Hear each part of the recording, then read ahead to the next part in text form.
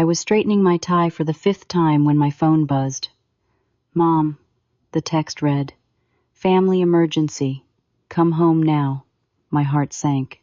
Today was my big interview, the one that could launch my finance career into the stratosphere.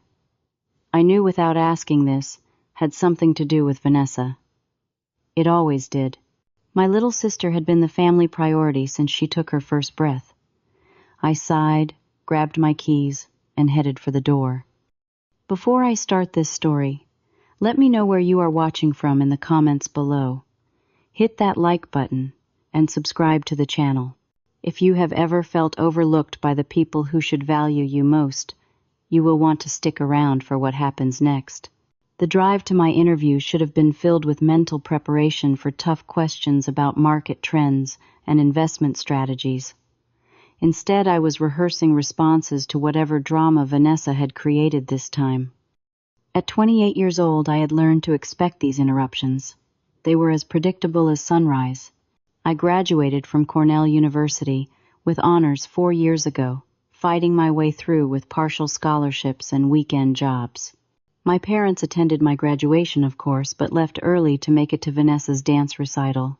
She was 25 now, 3 years younger than me, with long auburn hair and the kind of magnetic personality that pulled people into her orbit. Everyone adored Vanessa, especially our parents. Growing up in our suburban Pennsylvania home, the pattern was established early. My 10th birthday party was cut short because Vanessa had a cold. My perfect report card earned a distracted good job, while her passing grade in math warranted dinner at her favorite restaurant.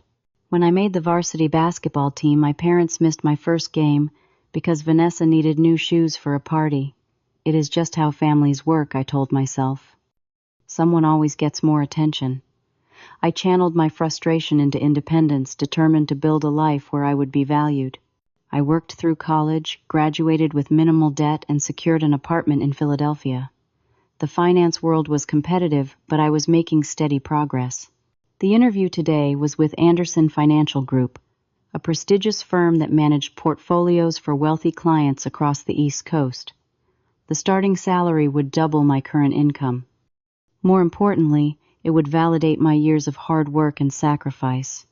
This was my chance to prove my worth, not just to my family, but to myself. My phone rang again as I navigated the morning traffic. My father this time. "How soon can you get here?" he demanded, tension evident in his voice. "Dad, I have an interview in 90 minutes. Can this wait until afternoon?" "No, son. This is serious." Your mother is beside herself. That familiar weight settled in my stomach. The weight of responsibility, of being the reliable one, while simultaneously being the least appreciated. I pulled over and called Anderson Financial, asking to reschedule. The receptionist was polite but cool, informing me they had a tight interview schedule. "We can try to fit you in later this week," she offered, though we both knew what that meant. I was now at the bottom of their candidate list. I drove toward my childhood home with a growing sense of dread. The perfectly maintained colonial, with its white picket fence and neatly trimmed hedges, always looked like a picture from a real estate magazine. Inside, though, the dynamics were far more complicated. As I pulled into the driveway, I noticed my mother peering anxiously through the living room window. The moment she saw me, she disappeared from view, presumably to tell my father I had arrived. Whatever catastrophe Vanessa had created this time, it had my parents on high alert. I sat in my car for a moment, gathering my strength. The familiar feeling of being secondary of my needs and dreams, being sacrificed on the altar of Vanessa's latest crisis, threatened to overwhelm me. I had built a life separate from this pattern, or so I thought. Yet here I was, abandoning a career-defining opportunity because the family had beckoned. With a deep breath, I stepped out of my car and walked toward the front door, the uneasiness in my gut growing with each step. Whatever waited for me inside would change things. I could feel it.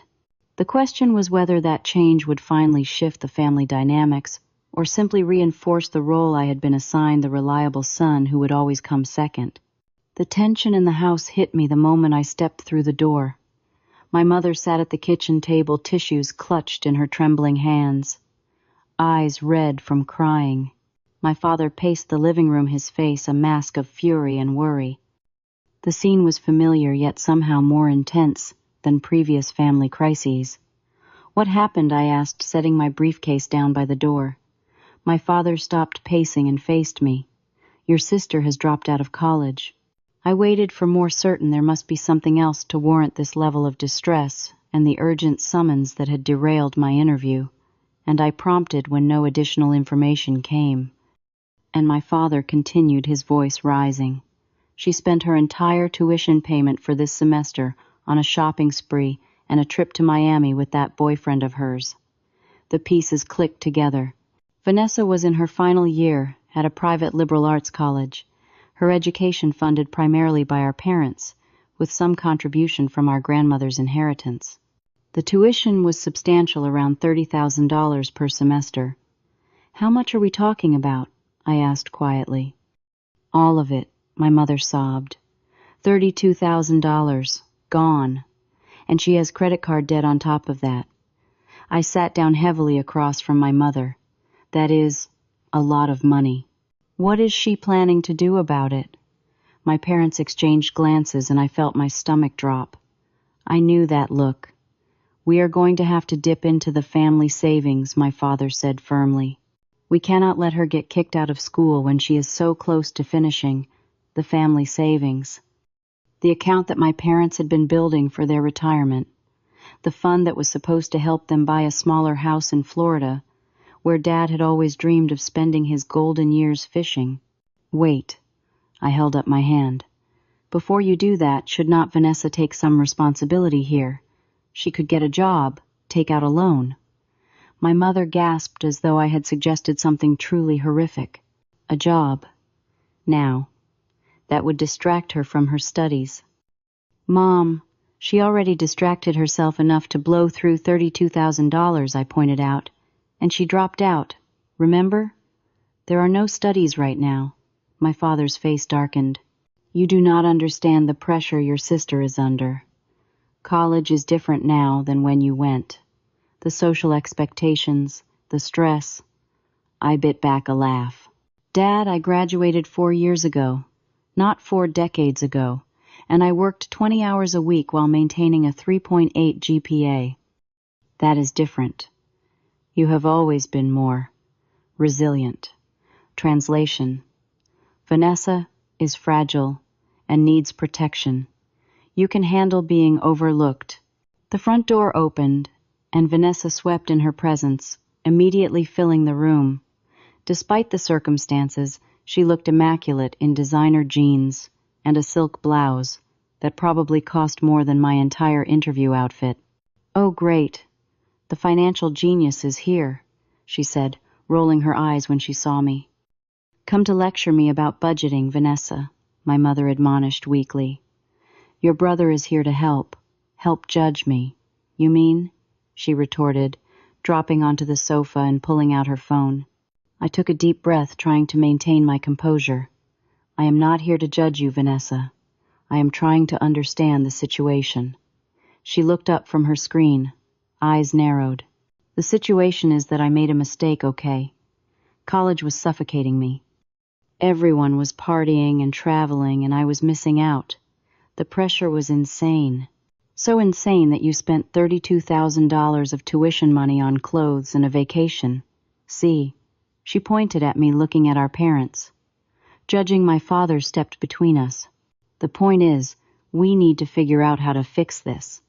We are going to use some of our savings to cover the immediate debt and then figure out if Vanessa wants to return to school next semester." "And what about the money I lent her last year?" I asked quietly. "The $5,000 for her credit card debt that she promised to pay back in monthly installments. I have not seen a cent of that." A heavy silence fell over the room. My mother looked away, suddenly very interested in her tissue. "About that," my father said slowly, "we actually helped her with that. We used some of the money we had set aside for your wedding someday." The revelation hit me like a physical blow. 3 years ago, when I had mentioned possibly proposing to my then-girlfriend, My parents had proudly told me they had been saving for my future wedding since I was a teenager. It was the one area where they seemed to have prioritized me. You used my wedding fund to bail out Vanessa. The words felt foreign in my mouth. Without telling me, we were going to replace it, my mother said quickly. But then your grandmother got sick, and there were medical bills.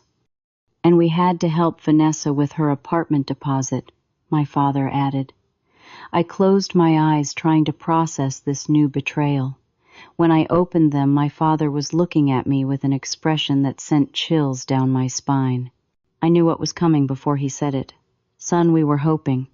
Given your stable job and the fact that you have been saving for a down payment on a house, maybe you could help out a bit with this situation.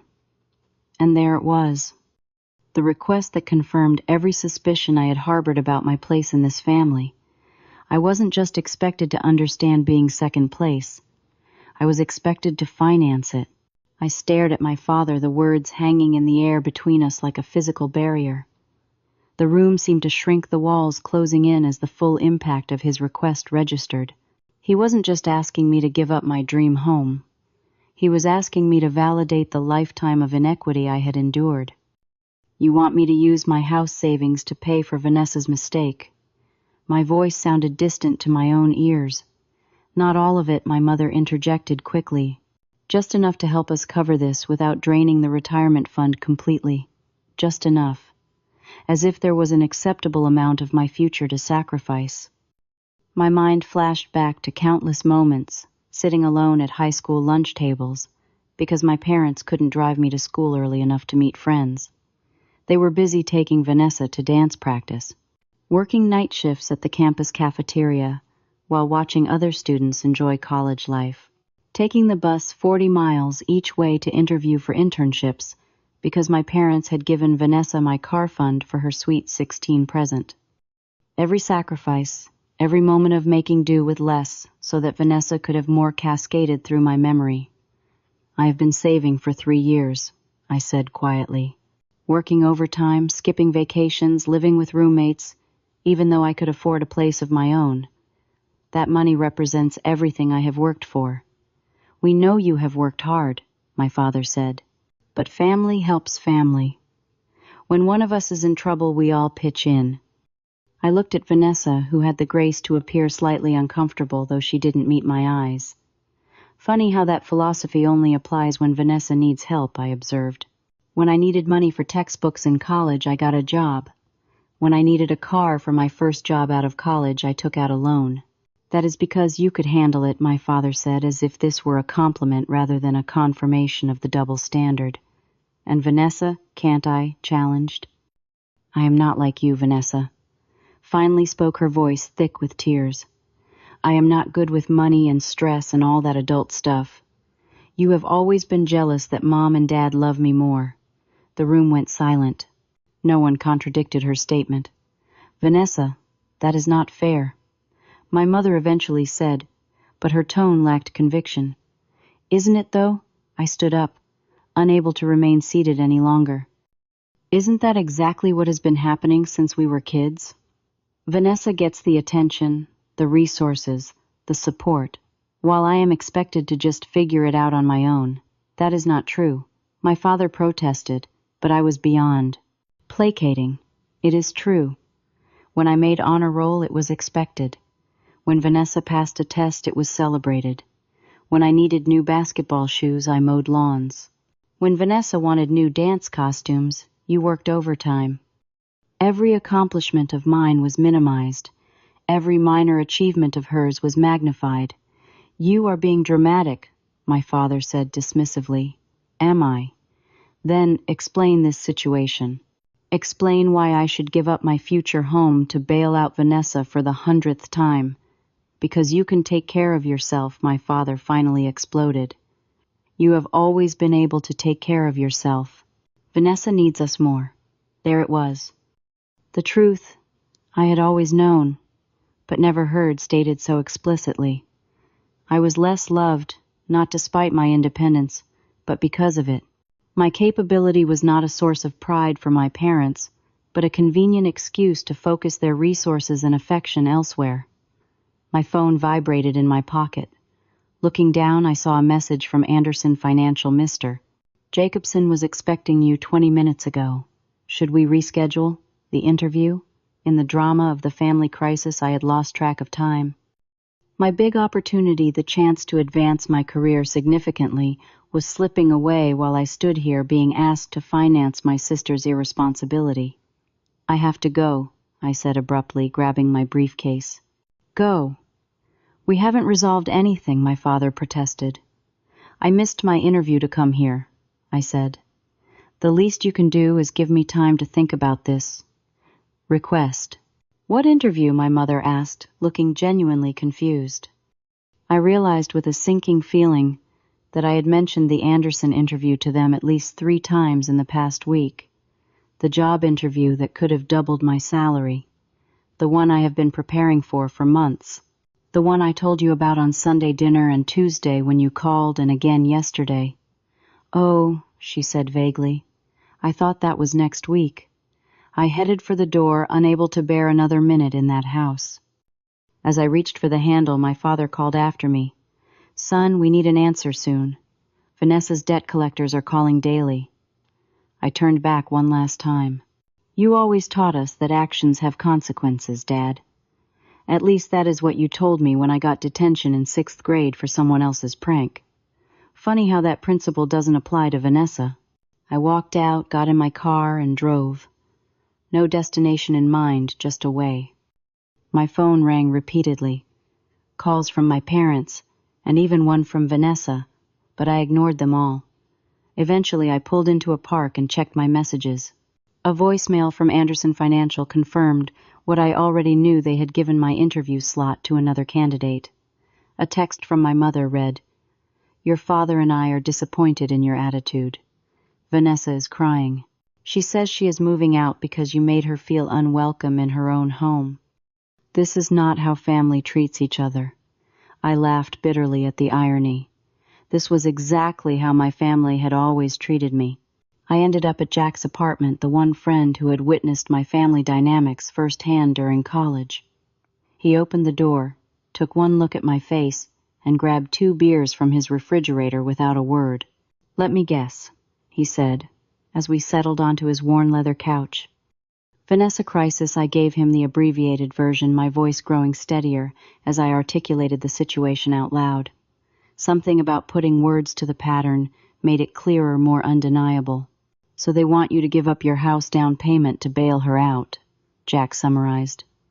After they already used your wedding fund without telling you. Pretty much. And you missed your interview at Anderson for this. I nodded, the reality of that loss hitting me afresh.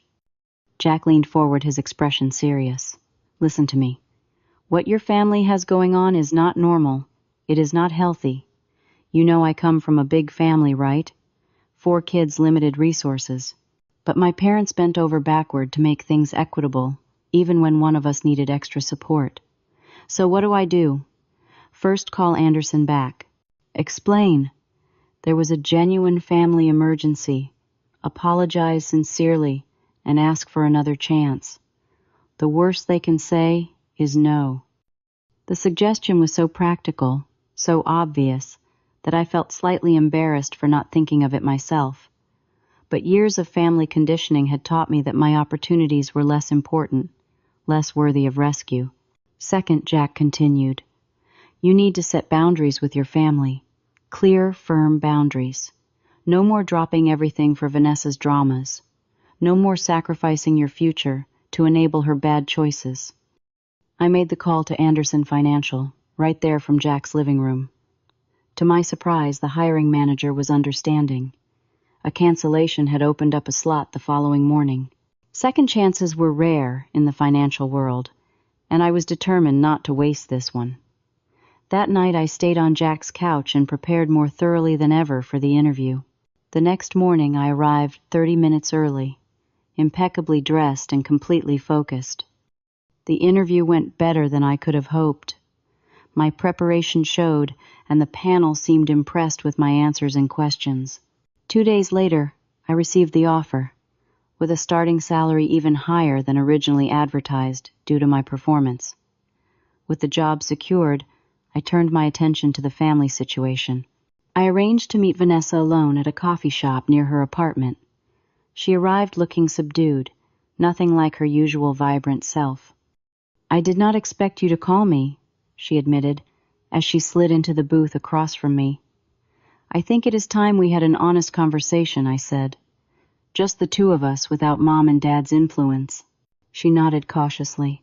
"Vanessa, do you realize that our parents have created a dynamic where you are never expected to face consequences while I am never expected to need help?" She started to protest, then stopped considering my words. "I guess I never thought of it that way. How many times have they bailed you out financially?" She shrugged. "I don't know. A lot. And how has that worked out for you? Are you happier, more confident, more capable?"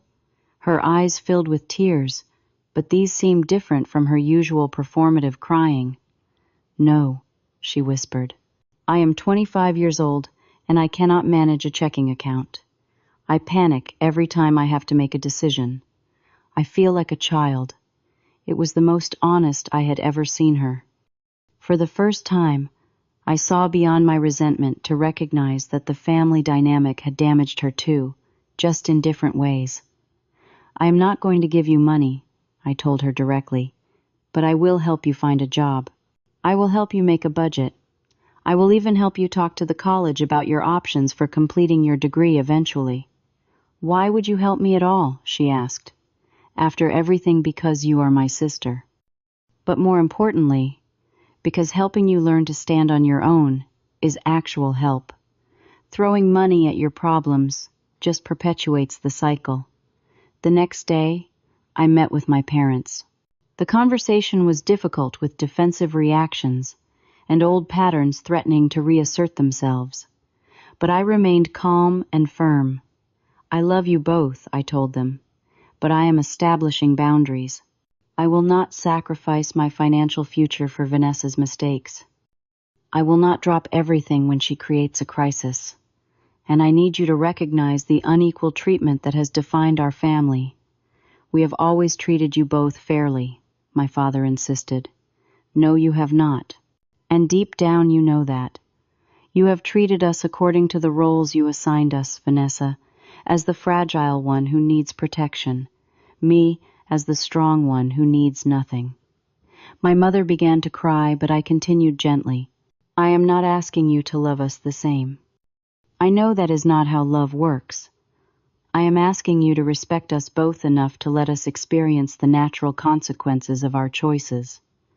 I had expected anger, denial, even emotional manipulation. What I had not expected was my father's slow nod of recognition. "I never wanted to admit it," he said quietly, "but we have not been fair to either of you. We have not prepared Vanessa for adult life, and we have not acknowledged your achievements or supported your dreams the way we should have." It was not a complete concession, but it was a start. I did not offer money for Vanessa's debts, but I did help her find a job waiting tables. I helped her create a payment plan for her creditors, and when she stuck with it for 3 months, I was the first to celebrate her progress. I moved forward with my new job and eventually found an affordable condo that suited my needs perfectly. Vanessa surprised everyone by not only keeping her job, but getting promoted to shift supervisor. She enrolled in night classes to complete her degree, paying for each class as she went. 6 months later, my parents invited me over for dinner. The atmosphere was different, more balanced, more respectful. My father asked detailed questions about my work, showing genuine interest. My mother had framed my job offer letter and hung it in the hallway alongside Vanessa's dance recital photos. "We miss so much," my mother said as we sat on the porch after dinner. "We were so focused on what we thought Vanessa needed that we never saw what our approach was doing to both of you. It is a process," I told her. "We all have patterns to unlearn." The truth was, our family would never be perfect. The years of imbalance had left their mark, but there was progress, healing, and a new understanding that true love means wanting someone to grow, not keeping them dependent. The most unexpected change was in my relationship with Vanessa. Without our parents' favoritism creating a wedge, We were slowly building a more authentic connection. She called me for advice, not bailouts. I called her to share good news, no longer fearing it would be dismissed. What is your story of family favoritism? Have you ever had to set boundaries with loved ones? Leave a comment below and share your experience. If this story resonated with you, please hit that like button and subscribe to hear more real-life journeys of growth and healing. Share this video with someone who might need to hear that standing up for yourself is not selfish, it is essential. Thank you for listening, and remember, being underestimated can become your greatest strength.